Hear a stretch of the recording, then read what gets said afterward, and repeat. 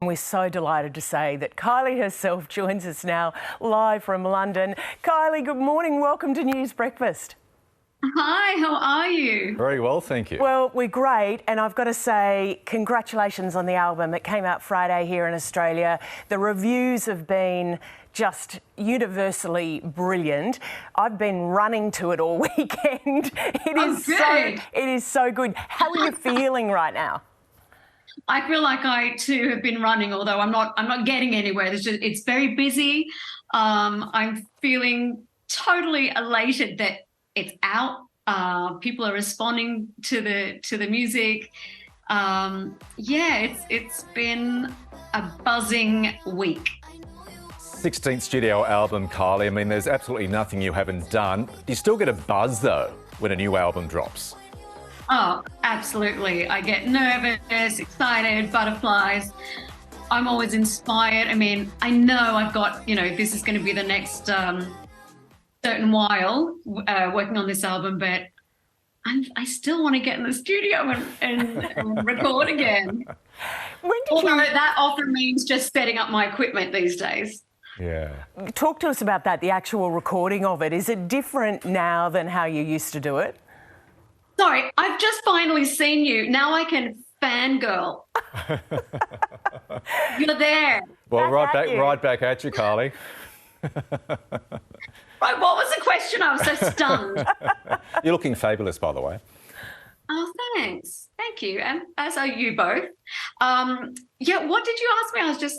I didn't see you the first part and now you're there. I'm curious about that recording process. How did tension work? Was it different to how you normally do it? Well, initially I went back into the studio with real people after finishing the last album in lockdown and releasing in lockdown. So I went back in with much verve with people who I adore, like one of my producers I've worked with since 1999. So we've had a lot of life together and life apart, and spending time with him is just beautiful, very kind of safe place to start. So I did quite a bit of writing and recording with people, but the skill that I learned in lockdown to self-record really came into play. I've dragged my equipment around for a year and a half, recorded in hotel rooms, bedside tables, a bath, like all sorts of places. Now, that's probably an explanation, but perfectly summed up. I mean, so many bangers on the album. Of course, we all know about Padam Padam. We'll speak about that in a moment, but I've been listening to it all weekend. Love it. I also love this review from Rolling Stone UK. I read part of it about the new album, Kylie. This is a record for the late nights with old pals and new romances, for dancing and crying in the club. Does that sum it up? That sounds beautiful. I want all of that. Yes. There's definitely kind of the abandon on the album with Padam and Tension. They're pretty frisky and to the point. And then there's other tracks on the album which are more emotional and searching. And I've seen quite a few reactions to some of those other tracks now that they're finally out, the album tracks. And people I can see it on their faces, are like, I'm really full of joy, but I also might want to cry, or both at the same time. So yeah, time with old friends, new friends, dance, feel, think. When did you know Padam Padam was going to be a hit?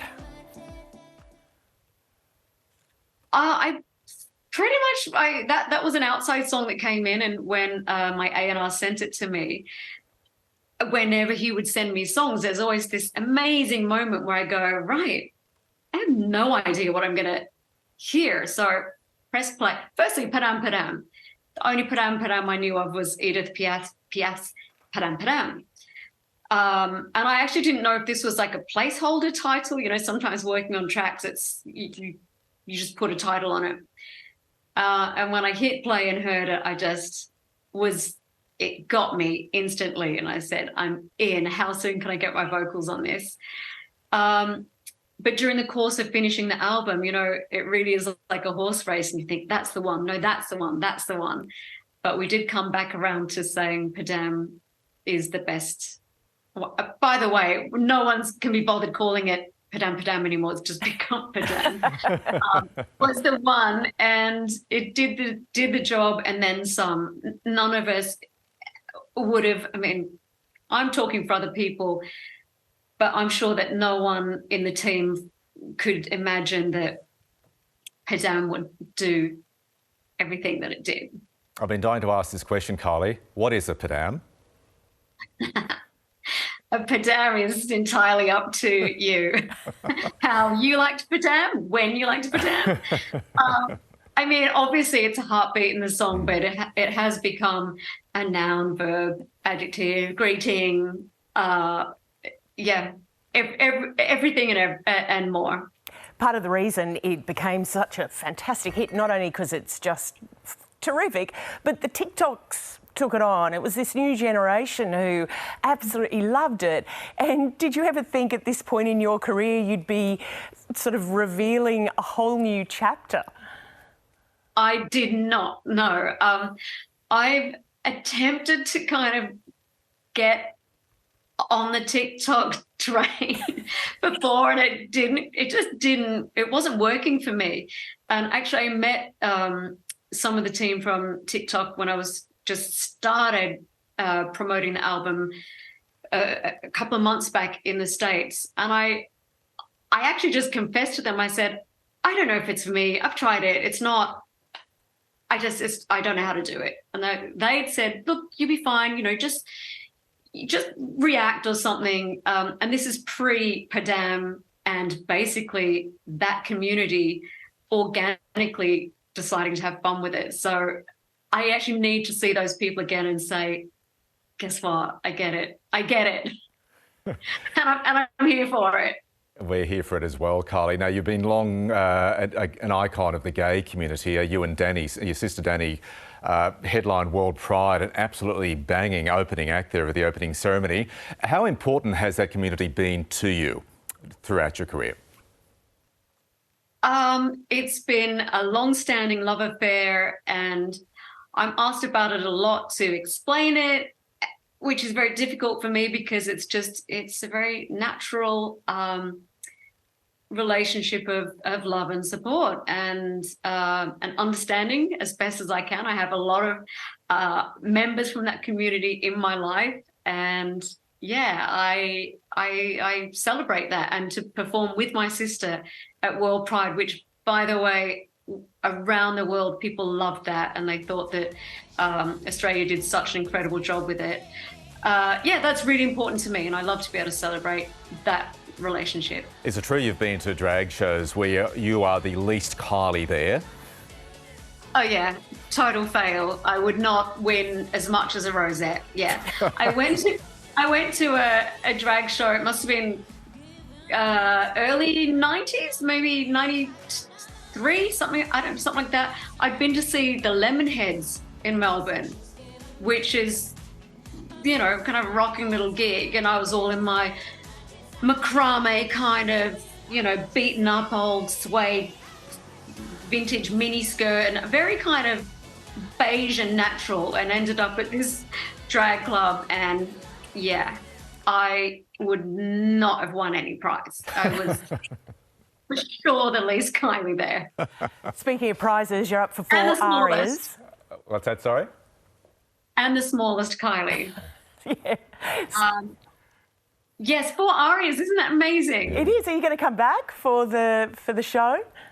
I hope so, yeah. And then maybe a big tour? What's the plan? Australia wants you, Kylie. We're looking at these things. We're trying to make decisions. I'm trying to think of what to say right now, but I would love to tour. We're just trying to figure it out.